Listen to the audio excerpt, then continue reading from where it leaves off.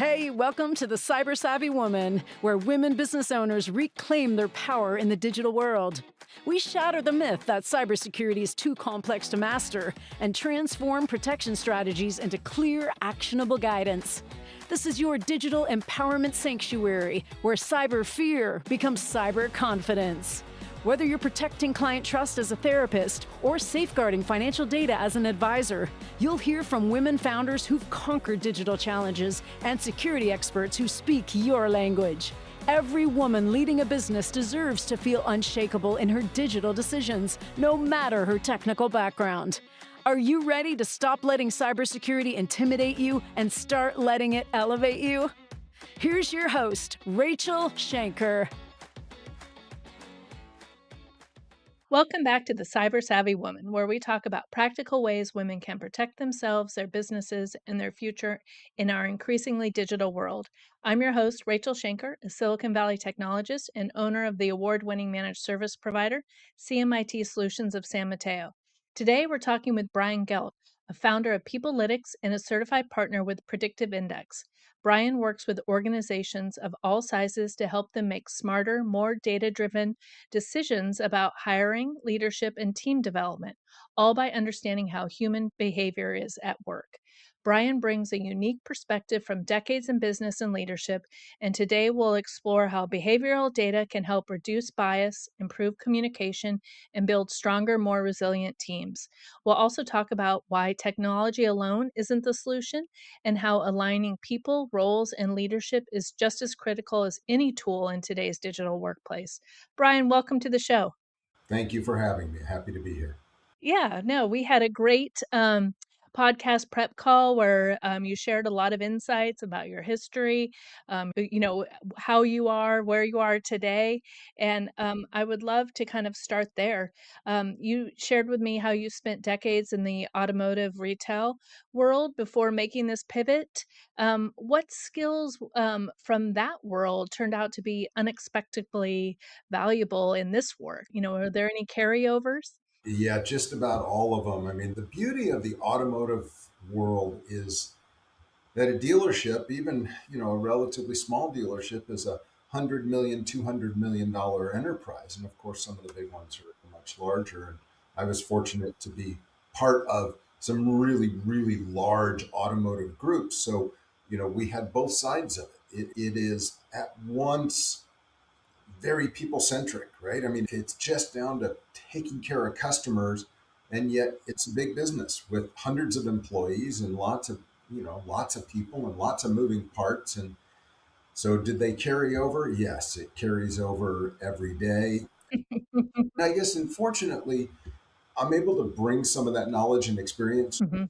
to my clients because whether it's salespeople or service people or accounting staff or you know I had all of that. I had all of them. And so, I have enough knowledge to be able to see where those things are going, regardless of the industry and maybe the specifics, whether it's a finance industry or a software industry. It just doesn't matter that much when there's people, because people are people. Yes. That's so true. I say that all the time. People will people, right? Many listeners may be contemplating their own second act. I made a pivot 5 years ago. You've also made a pivot.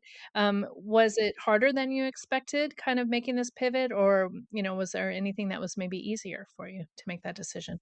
Yeah, naturally, the parts of it that I love are that it's my calendar.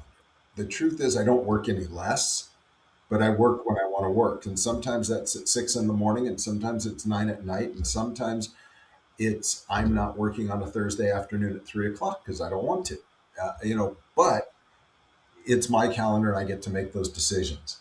The really challenging part, in developing a small company is, I mean, I used to have a couple hundred employees, so anything I needed, wanted, had to get done, pretty much pushed a button, and it happened.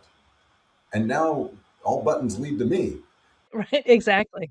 Do you find yourself reaching out for partners and reaching out for support. I mean, I personally had a problem with like a little bit of a control issue that I wanted to do everything, but I'm learning, how to delegate, how to like find those right people. Have you had a similar experience? Are you a control freak or are you delegating? Yeah, I don't like to say freak, but yeah, it's in me. That's part of my natural profile is I tend to be a little bit more on the controlling side.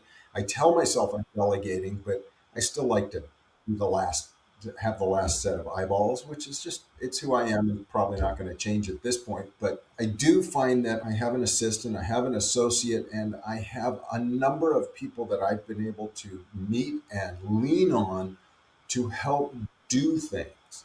Now, that said, I have gained tremendous expertise in areas that I never would have touched. And it's really fun and it's exciting. Things like AI. I mean, I would not be as deeply leveraging AI like I am today. But there's still a whole number of people that I reach out to all the time. Mhm.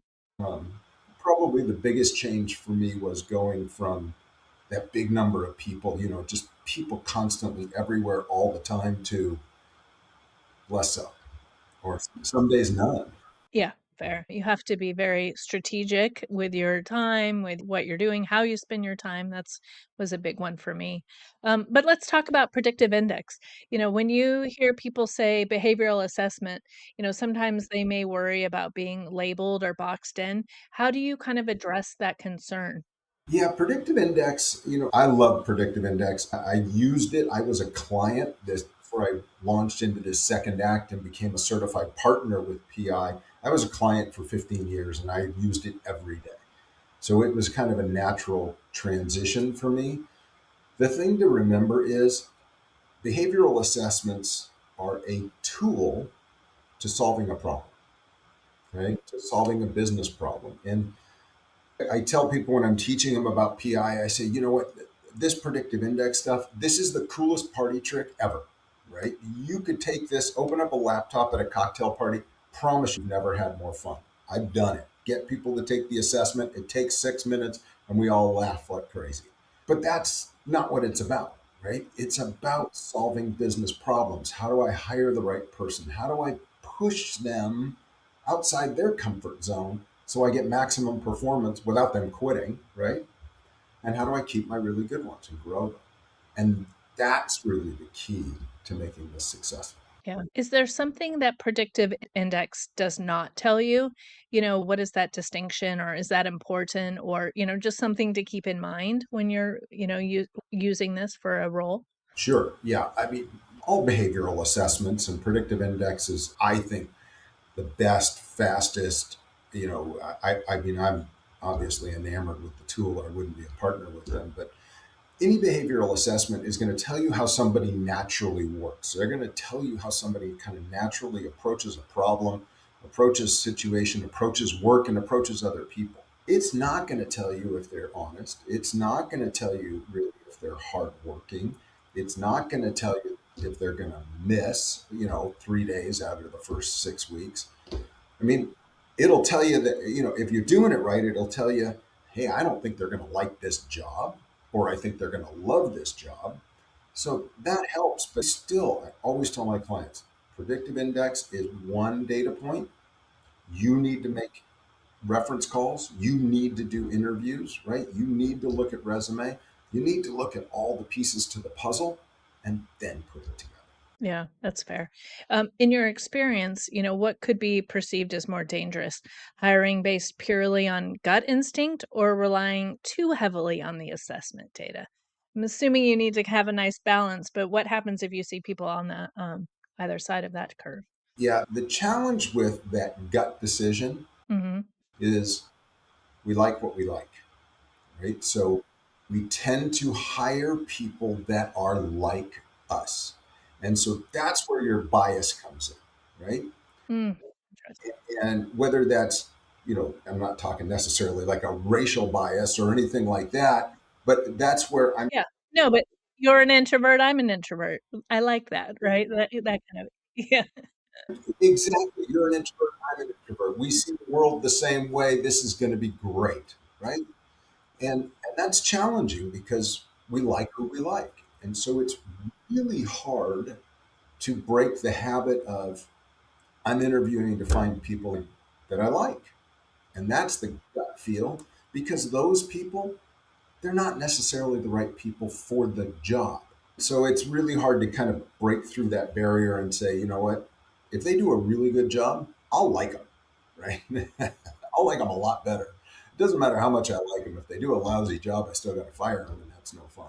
On the flip side, so a big part of the people coming into the workforce today are entry level, right? Or they're fresh out of school, fresh out of college, fresh, or maybe even not haven't really landed a career path yet. And that's where behavioral data gives me a lot of extra insight, so that I can find somebody who is a natural fit for the work I want them to do, and that makes everything look a little bit better. So, I will lean more heavily on the PI data in the absence of everything else. But if I have all the pieces, I want to look at all. Yeah. If you do see a hiring person kind of, leaning on their bias or kind of going in maybe a different direction, how do you kind of help steer them? Do you just have a frank conversation, or, are they open to that? Do they catch themselves? Or tell me about a time where you've had to kind of like course correct. Yeah, and I do that. I work a lot with talent acquisition teams. And so the first thing that we really do is we go through the behavioral assessment with their own results, right? And we get them to go, oh, yeah, I do that. Oh, yeah, I do that. Oh, yeah, I do that. And then we do some exercises about, what are our perceptions of people just based off a resume or based off of, a CV. And you see all of that. And then we go through it, and people start to realize, oh my gosh, I just naturally went there because they did this in the past. And I just assumed. And so it highlights those biases. And then when they see that, they go, oh man, I blew that. Right. No, I love that. I love that you kind of like front load that so they have their own experience, then they can start looking at it. That makes a lot of sense. What would be a early warning sign of someone that is maybe behaviorally misaligned to their role? What would a hiring manager, what should they be looking for? Yes. What we usually see, it's interesting. We know people can adapt. And so they adapt to, they can adapt to most anything for a little while. And so, what a lot of my clients we see in their businesses, especially as I'm first going in, is we see a lot of that, what I call churn, that turnover at 90 to 120 days, you know, Hmm. and what happens is those employees come in and they're fantastic, right? For a couple of months. They're amazing. They'll do whatever, anything you ask them to do, they're going to do, right? And then all of a sudden, around 90 days, they start going, yeah, I don't really want to do that. I don't really like that. All right. Or so there's a little pushback. Then we see them showing up late, or they're leaving early, or they're just kind of half-assing their work, right? Nothing's ever really complete. And so we see some of those warning signs, and then we start to see, in a longer term employee, we might see PTOs used up when we're in March, right? Yeah. Yeah.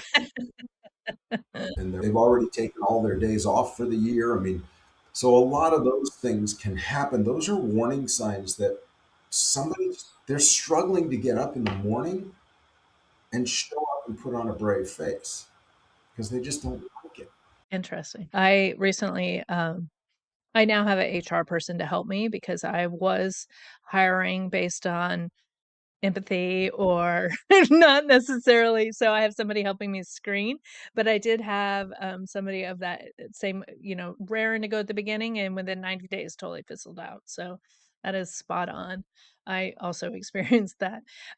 What about high performing employees? How come sometimes maybe they will fail when they're promoted?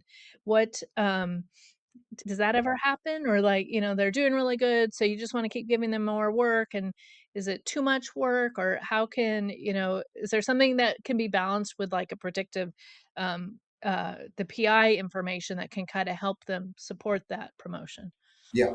The first thing we need to remember is just because somebody's good at their job doesn't mean they're good at managing people. Okay. Those two things do not necessarily coincide. Somebody's got to want to be a manager. I remember one of my first bosses told me managing's about ego. Mm-hmm. It's because I want to manage people. And that's how you grow in the business and whatever in your career path. Part of the challenge, Rachel, is we anoint people as managers and we say, all right, you're a manager, go get them. And we assume that because they're good at what they were doing, that they're going to be good at managing people. And that's rarely the case. So, what I do with my clients and what Predictive Index has tools built around is how do I bring in somebody, especially a first time manager, and teach them the skills to managing people? Yeah, interesting. Because it is such a science skill set and it's not across the board. You're so right on that. No, and a lot of people, they just don't want to, right? I mean, managing means hard conversations, it means holding people accountable. And let's face it, that's not the fun part of the job, right? Nobody likes that. So, we try to give them the tools to make that part of the job easier. Let's just talk about women leaders here for a minute. Especially because I know sometimes not to generalize, but sometimes women leaders may be a little bit softer and not, want to be not really. I will speak for myself. I found myself being like that, taking that parental role, not being very like confident in correcting them.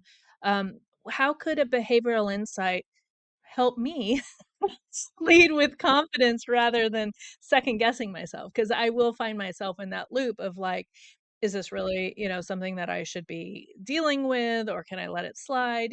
What should and now I'm thinking I need to be doing this for my whole team. But what would you say to that point, that question? Yeah, and that's a great question. I don't know that it is specific to women leaders, but certainly I think,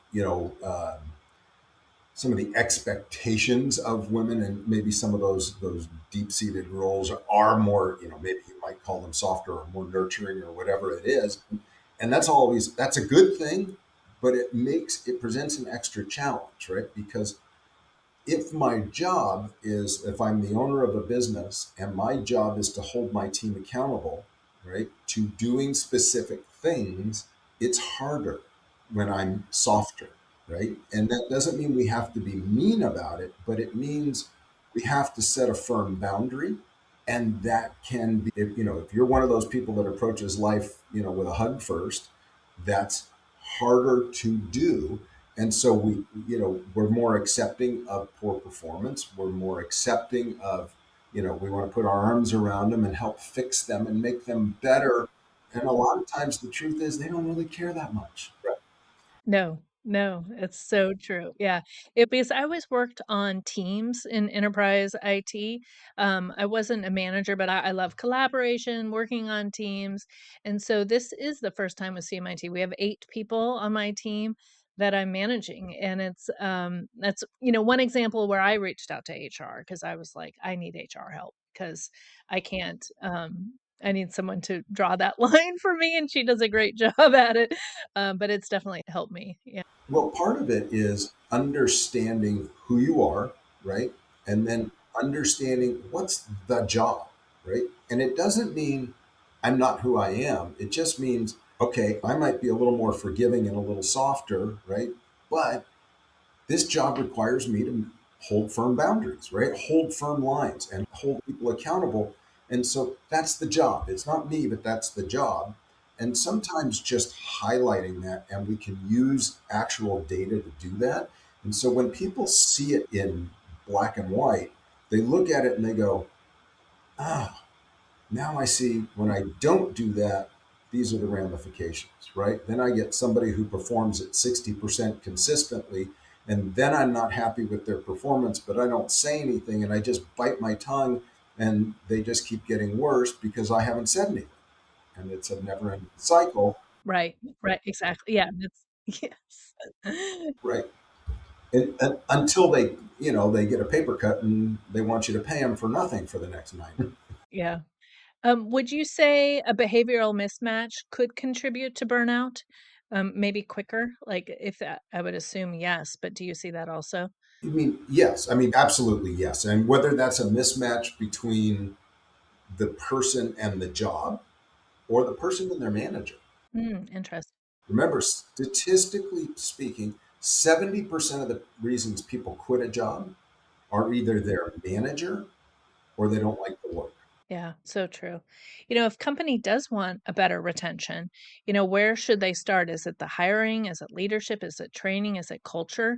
Where could they leverage predictive index in helping increase their retention? Yeah, when I work with my clients, we kind of walk through all of that because different companies have different needs. Um, Generally speaking, companies that have a poor hiring process, it's just a matter of time before that bleeds over into everything else. Yeah. Are you able to assess, like, if they bring you in and they're, maybe say, "Hey, we would like your help with, hiring or somebody." Are you able to quickly kind of assess, "Okay, there's a culture thing going on here, there's a training thing," and then you can kind of I'm sure they bring you in for one thing, and a lot of times it's something else, or it's all inter. Well, and that's exactly right. They'll bring me in because they think we've got this problem with this person over here, and right, or this team isn't functional. And really, the problem is not the team; it's the other 12 teams, and and some senior leadership. Yes, we do work on all of that stuff, but a lot of times people will bring me in and say, "Okay, help me fix the hiring." And then once they start to see the value, they're like, okay, now we need to start focusing on getting my managers better. We need to start focusing on leadership. And Have you seen that where a company's culture will shift dramatically, once leadership has embraced this approach, of implementing predictive index? absolutely. I mean, it happens routinely, actually, especially where senior leadership is bought in and they start looking at it because then they're making better decisions, and that cascades down to the rest of the team. And so, yes, I have a countless number. And so just from like a technology point of view, is this a portal? Are people going in and they're completing it? And so it's like kind of creating data or tell me how technology integrates with this process. Yeah. So yes, there's a software application that comes with it. It's a software website, and each client has their own portal, and they can send out the assessments to their candidates or their employees, and that all stays within their database. That's all their stuff, um, and so that they can work with their own job. We create what we call a job target. It's actually a behavioral map of the work itself, and so that we can match candidates and employees up to it. So we do all of that stuff, and I help my clients kind of dial that in for themselves so that they have their stuff that's specific to them, and then we kind of go from there. And so there's definitely a software component to it, but it's pretty streamlined. We go in and make it really easy. Yeah, and then do the employees, then they would have access to their portal. Because I remember I went through this process, a while ago, and I loved, like, the report that came back on me was very helpful, like, outside of work, right? Inside of work, but also there was definite value with that data coming back. Yeah, absolutely. Yeah. Are you seeing, AI integrated with this at all, or how are you using AI or not quite yet? Or is AI behind the scenes? Yeah, under the hood. No, we are. Yes, yeah. So there are AI. There are some of the tools use an AI engine to help generate some of the feedback, and we're actually leveraging that. We have some tools that are in beta right now, like a PI assistant that you can basically prompt it with a question like, "I'm having trouble connecting with this employee. Can you look at our two profiles together and see how I can better connect?" Oh, wow. And it'll just spit out all that information. Oh, wow. That's great. That's really great. And it's all based on PI's proprietary data, so we know it's safe and secure. Very interesting. How I mean, what is the size range of the, companies that you work with? How small or how large? I think my smallest company has 20 employees, and my largest company has 20,000. Okay, so across the board. And everyone in the 20,000, everyone's doing it, or are you doing it by, you know That particular company is more focused on hiring because they're trying to solve a hiring issue right now. But it really depends. I mean, probably the average size of the companies I work with is about 500 employees. But it really is, it's applicable to anybody with people, and it's so easy to scale that a company with 1,000 employees, it takes no more effort than a company with 100. Yeah, very interesting. Well, I loved hearing about this, Brian. So at the end of our podcast, we do a quick cyber savvy rapid fire where I'm going to ask you some questions and you're going to say the first thing that comes to your mind. Ready? Okay, I hope so. Okay. All right. Password manager or I'll remember it. Password manager. Okay. Multi-factor authentication, annoying or non-negotiable? Both. Both? Did you say both? Both. Yeah. And then phishing email, delete it immediately or report it first? Delete. Delete, yeah. What is one cybersecurity habit you're really good at? Ah, boy. I've come up with some crazy long passwords. Oh, that is a skill. Yeah. What is one cybersecurity habit you know you should be better at, or you're thinking that could be better? Everything should have multi-factor, MFA. Yeah, exactly. Um, what's one piece of security advice you wish more business leaders would actually follow? Do you ever see poor cyber hygiene out there in the world? Yes, I mean, sure, we see poor cyber hygiene. I don't know. I mean, because that cybersecurity is less my forte, more yours. Yeah. Yeah. It could be like sometimes you see emails going into spam or they want to share passwords. Those are mine. I'll share mine. I wish people would not share passwords. Oh my gosh, yeah. I'm not usually privy to that, but what I do see is that we could call it cyber hygiene or just database hygiene. Yeah, sure. Yeah, same thing. And so when your database is clean, the work product's better. Yeah, garbage in, garbage out. Yeah, that's fair. Yeah. And so I'm a little nutty about that with my clients. Yeah. Oh, yeah, no, that's good. And if a business leader could do one thing today that would be more cyber savvy, what do you think it'd be? Yeah, clean database, whatever database they're using, or multiple databases, get it clean, get all the crap out so that they can really focus on what it is they need it to do. Well, and I think you just answered that. Have a clean database.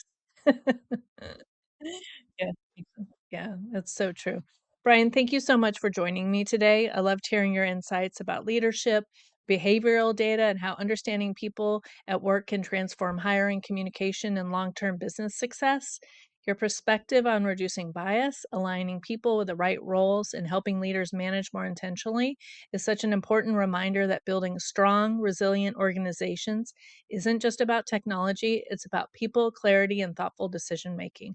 And to our listeners, thank you for tuning in to the Cyber Savvy Woman, where we explore practical ways women can protect themselves, their businesses, and their futures in this increasingly digital world. To connect with Brian and learn more about PeopleLytics and Predictive Index, be sure to check out the show notes and links below in today's episode. And if you've enjoyed this conversation, don't forget to rate, follow, and share the show. Join us next time for more real conversations about technology, leadership, and living a more cyber savvy life. Thank you so much, Brian. Thanks for having me. The Cyber Savvy Woman podcast requires more than a conversation. It takes action, research, and collective wisdom. If today's episode resonated with you, we'd love to hear your insights. Join the conversation and help us shape the future together. We'll be back with more stories, strategies, and real-world solutions that are making a difference for everyone. In the meantime, be sure to subscribe, rate, write a review, and share it with someone you think would benefit from it too.